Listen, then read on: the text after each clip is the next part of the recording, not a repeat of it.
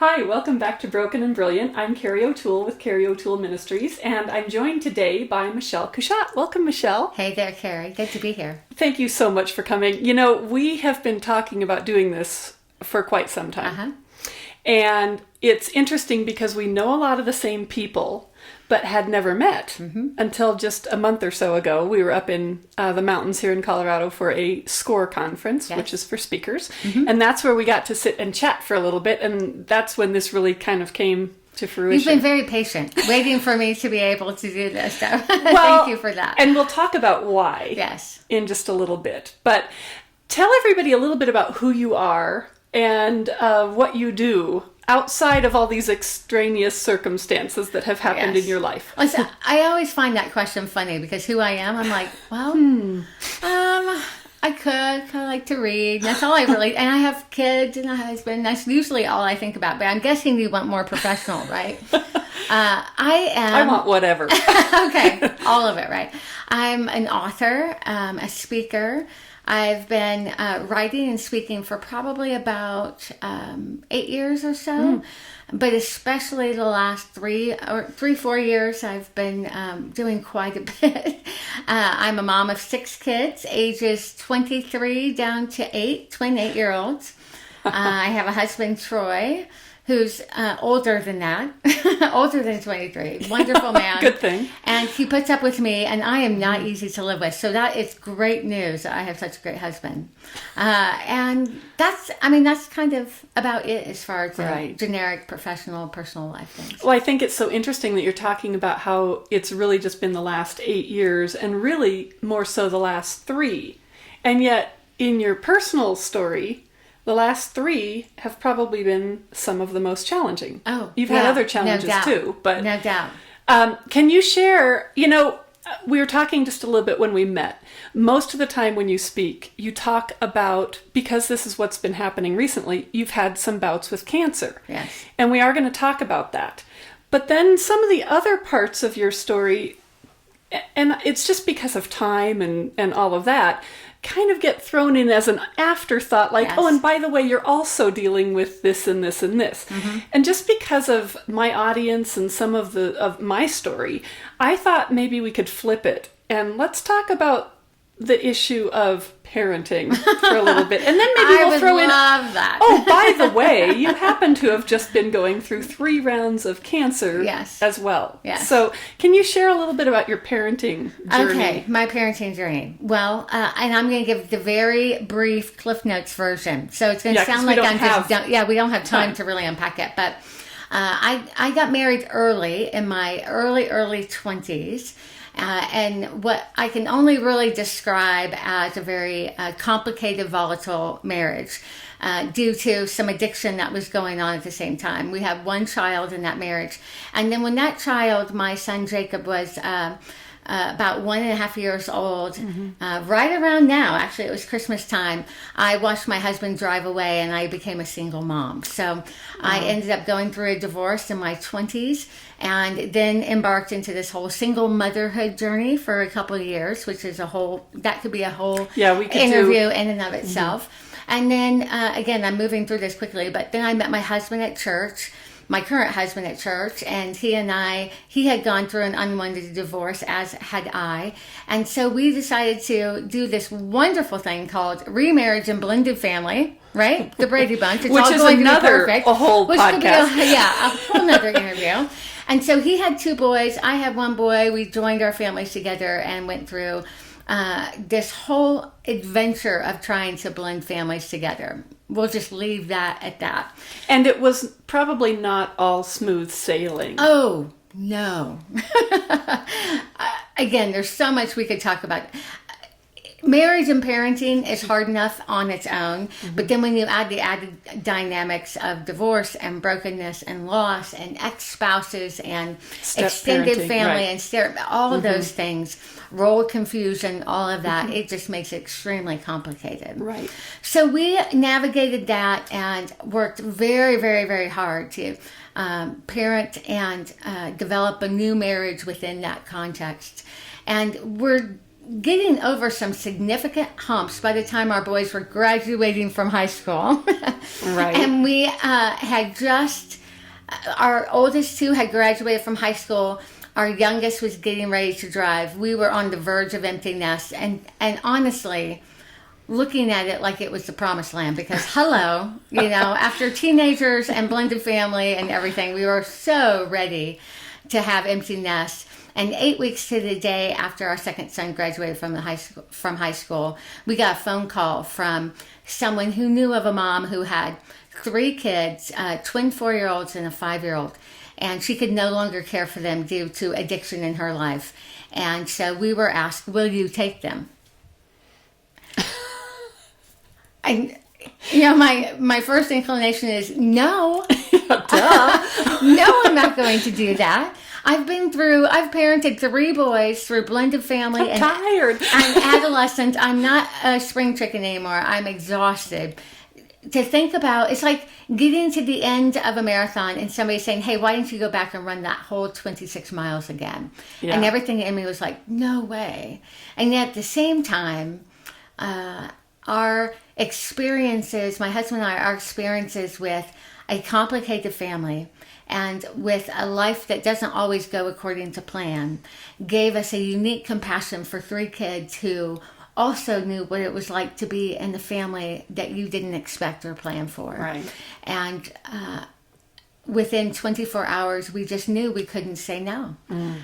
These kids deserved a chance at a healthy life and a healthy family. And so we packed up our car 24 hours later with borrowed car seats and drove to another state and picked up 3 more kids, again, twin 4-year-olds and 5-year-old, and brought them home and started parenting all over again.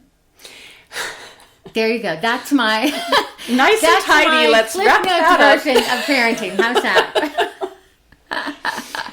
So, having parented a child who came from a very difficult start, you had already had some experience with parenting a biological child who had experienced some trauma early on in life, and then step parenting kids who had experienced trauma. Right. Now we're dealing with another type of trauma. Exactly. What were you prepared? What was that all like? I would say we were more prepared than the average traditional family parents, because we knew that when kids go through trauma, even when they're young. So my son was 1.5 when his dad left. My husband's boys were 4 and 5 when their dad left. So most people would say, oh, they're pretty young and kids are resilient. Right. They'll be fine. Right.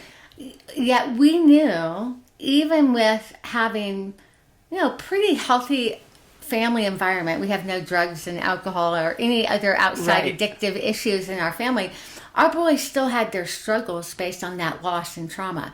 And so we knew that taking in twin 4-year-olds and a 5-year-old was not going to be all butterflies and roses and daisies. We knew it was going to come with challenges.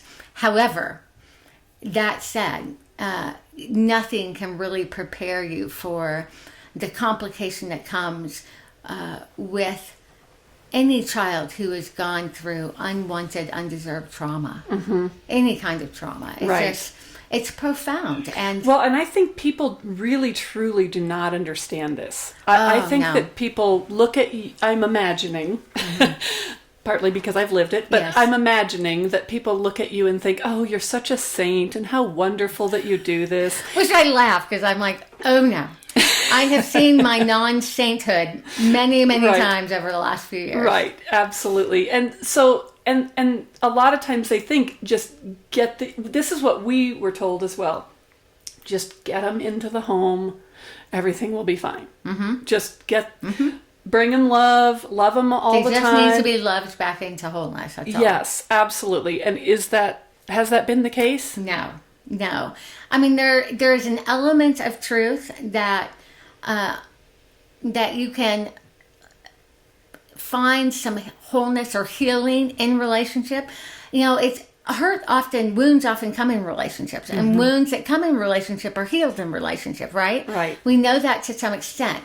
However, it's only a partial truth because that kind of healing doesn't happen in 6 months or 12 months or even 5 years. It happens over a lifetime. That means even now, so it's been 4 years since we took in, 4.5 since that day we went and picked up the kids. We still have wounds that we're dealing with on a daily basis, even this morning.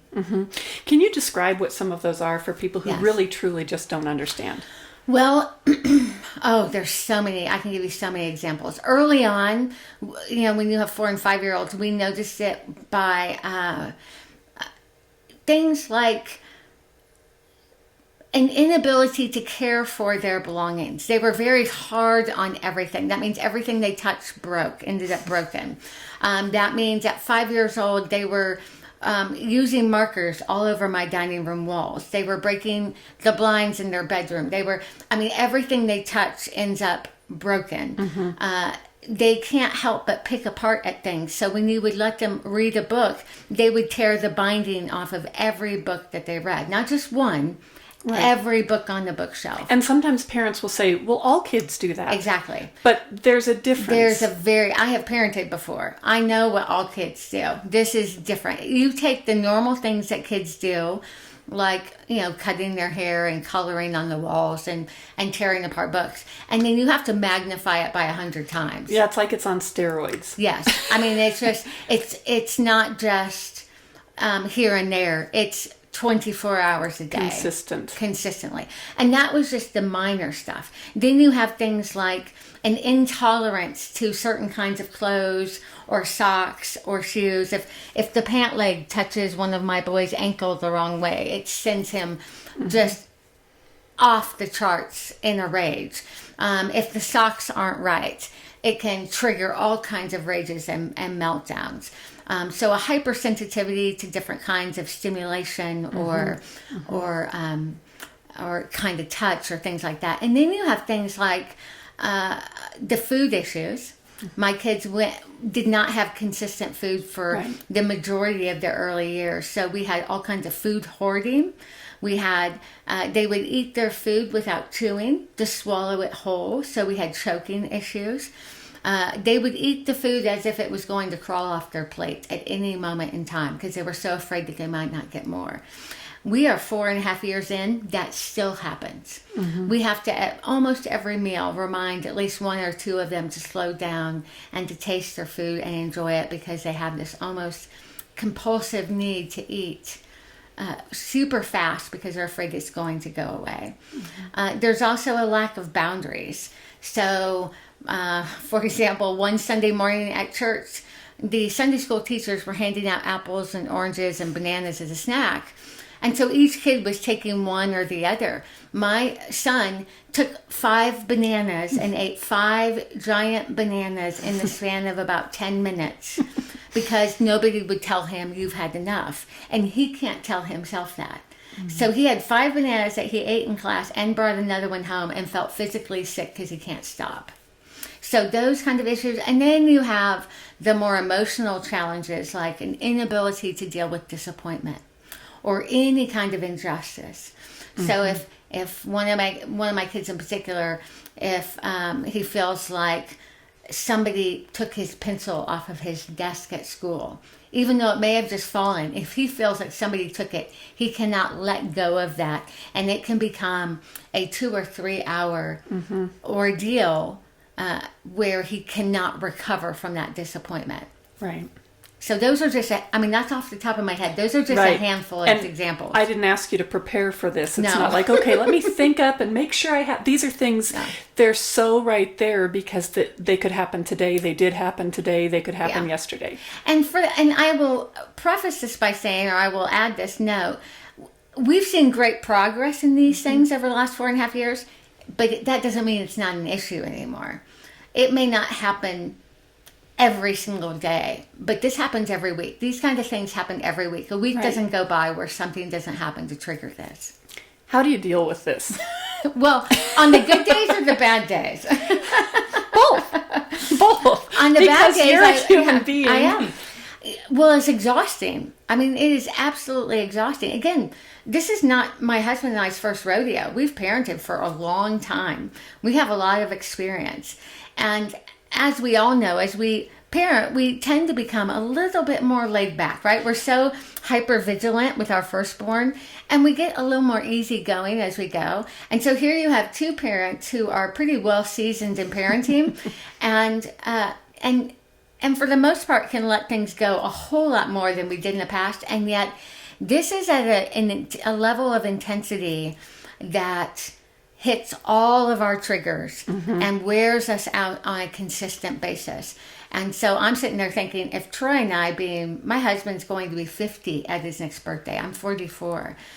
We're not newbies. And yet this is hard. And if we feel this way, I can't imagine those parents that are young parents dealing with kids that are hurting big time, and how challenging it must be for them too. Right.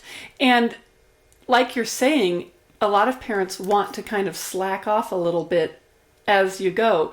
With parenting kids who have been traumatized, if you slack off, what happens? You're sunk. You're sunk. All of you are. You have to be on your game all the time. All the time. If you're not, what happens is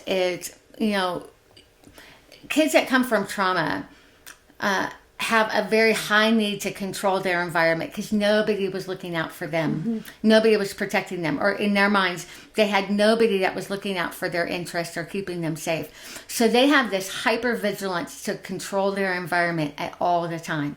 And when they feel something is out of their control, whether it's a pencil that's missing or socks that aren't cooperating or whatever it may be, they can go into complete shutdown withdrawal, where they are almost like in it's almost like a coma state where you can't reach them. Or they can go to the other extreme where they're raging and screaming and throwing things and threatening violence and all of that. Well, if you as a human being have had any kind of wounds in your life at all, which is pretty much... Oh, not me. Yeah. Which is pretty much everybody, right? We all have had some kind of wound. That response ends up hitting all of our triggers, right? So if my son is having a rage and completely blowing up over the pants he's wearing, or I've asked him to put away his clothes, whatever, all of my sensitivities toward conflict, toward rejection, toward abandonment myself get triggered in that moment. Then you basically have two children, right? Reacting, two traumatized children, a grown-up traumatized child, and then an 8-year-old traumatized child that are responding to the emotion. So if you're not on your game, if you haven't dealt with your own issues and your own brokenness and your own losses, then all it's going to take is one unexpected moment like that with your 8-year-old who's having a response for all that baggage to come out in you. Right. We've had some other guests where we've talked about that in many ways, these kids can actually be wonderful blessings in disguise if we can see it. Yes. Because they can force us to deal with issues that needed to come up and needed to be dealt with anyway. You can say that one more time. That is good stuff right there. It does not feel like a blessing. No. It feels like horrible pain as they're doing it. It's very scary when you don't know what you're doing. Yeah.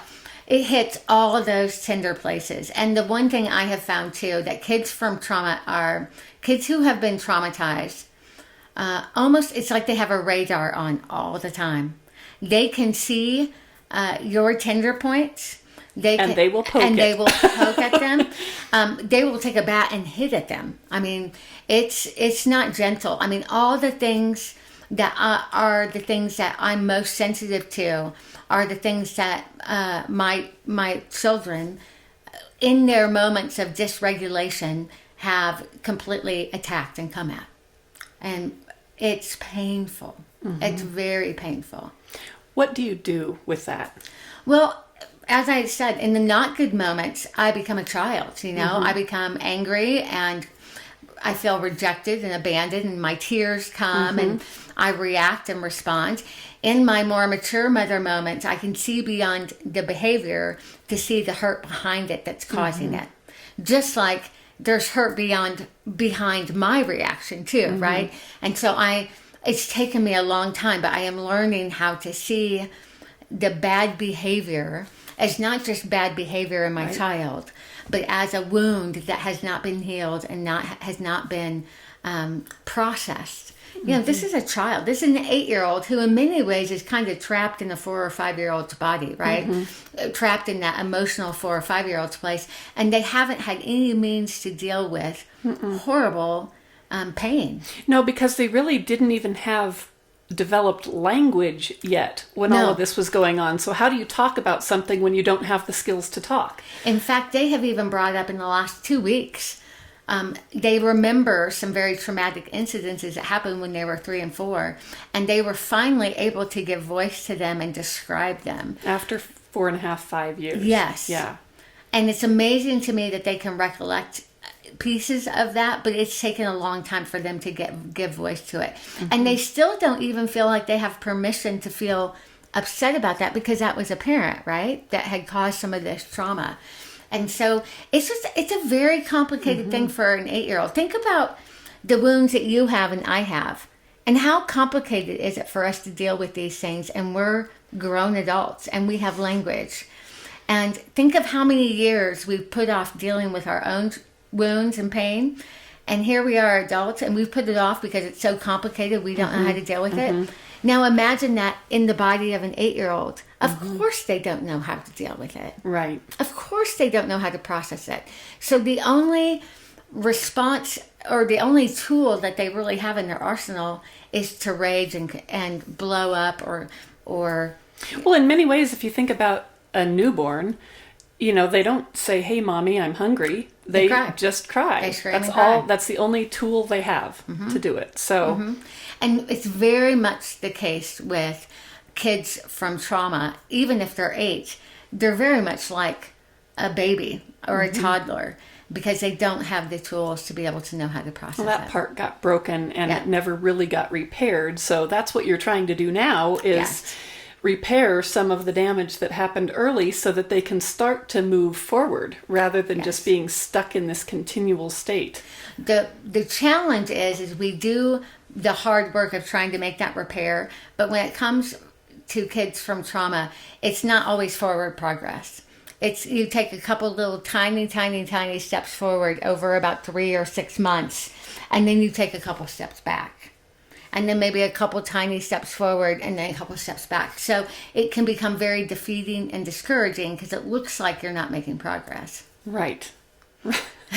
I kind of feel like right now I'm making people not want to do this. It's so worth it, but it's just complicated. Well, for me, knowing, you know, what we have been through, we didn't make it with this. And no wonder. I mean, it's no wonder. Honestly, I can't tell you how many days we've wondered, did we do the right thing? Not because we don't love them, because you feel like, maybe I don't have the tools to help them. Maybe I'm not the right person. If I don't, and I'm preventing him, in our case, him, from getting better, if there's somebody maybe who does have better tools and isn't going to be triggered all the time, you know, maybe that would be a better place. I don't know. I just know so many people who are sticking it out and are seeing progress. I know so many who have stuck it out and never saw progress. Yeah, and I know many who are looking at going into it. And my hope is just to educate people. Yes. Don't go into this if you don't understand. This will be 24/7.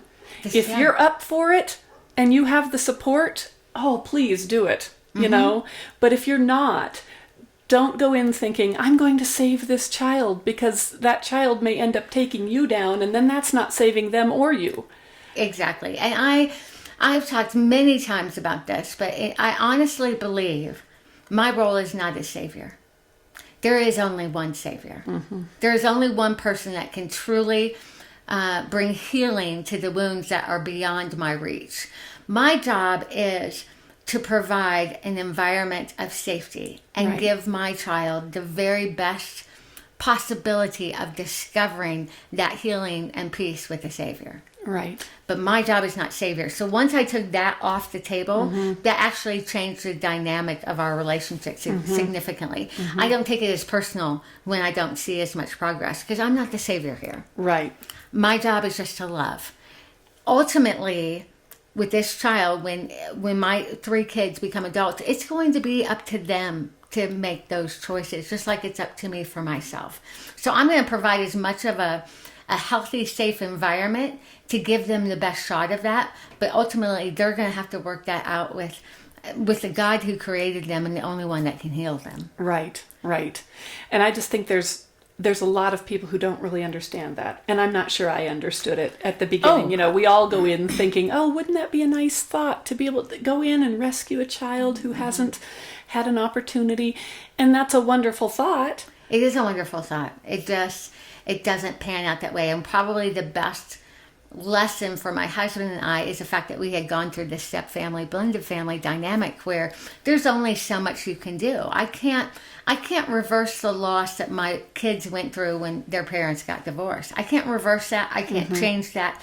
I can't make that go away. There are wounds and scars from that are.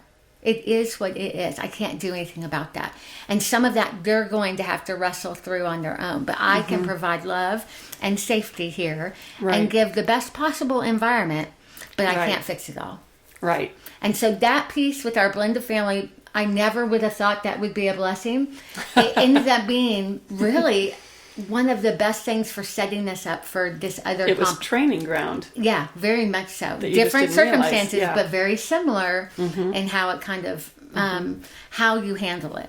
Well, you know, we're running out of time here for this podcast, and what I'm thinking is, can you give us just a hint about what else you have been dealing with? And then we'll start this next one, and we'll talk about your book and some of the ministry things that you do as well. But share with us. So you have been parenting 6 children, 3 with some pretty major attachment and trauma issues. And on top of that, I have gone through cancer 3 times, the most recent 2 times in the last 2 years, which happens to be cancer of the tongue, a very rare kind of cancer that nobody can explain how I got, but that involved a number of major surgeries, the removal of 2/3 of my tongue, all kinds of skin grafts and trauma to my body, and chemo and radiation over the last 2 years while doing this kind of parenting. So just imagine you have kids that have gone through trauma. Now their foster mom is going through trauma. We all are needing attachment but unable to attach through all kinds of and you're physically and emotionally and spiritually and probably psychologically just depleted through all of this. Depleted. And by the way, you are a communicator. Yes, I make my living as a speaker and a writer, but really a communicator is my thing. So it's, I mean, that would be a whole nother episode too of, basically I have lost everything that my life looked like 2 years ago is now gone. My life is completely different. And how do you navigate your own sense of identity, the health of your marriage, the health of your family, and these 3 precious kids that don't need any more losses when you're dealing with life and death. So come back, because we're going to talk next time. Tell us the name of your book, because I'll read it upside down. I always get confused. I get the undone part. It's called Undone, A Story of Making Peace with an Unexpected Life. And then you also have a brand new... Yes, this came out last week. This is brand new. But it's called The Undone is Beautiful Journal. Undone is beautiful. It is beautiful. And for me, it's a constant reminder as I live in this very undone life, this very complicated life, that it does not have to be perfect to be good. Yes. Perfect closure. So we're going to stop right there, and we will come back again and join us next time here on Broken and Brilliant. Thank you so much for coming. Thanks, Carrie. Okay.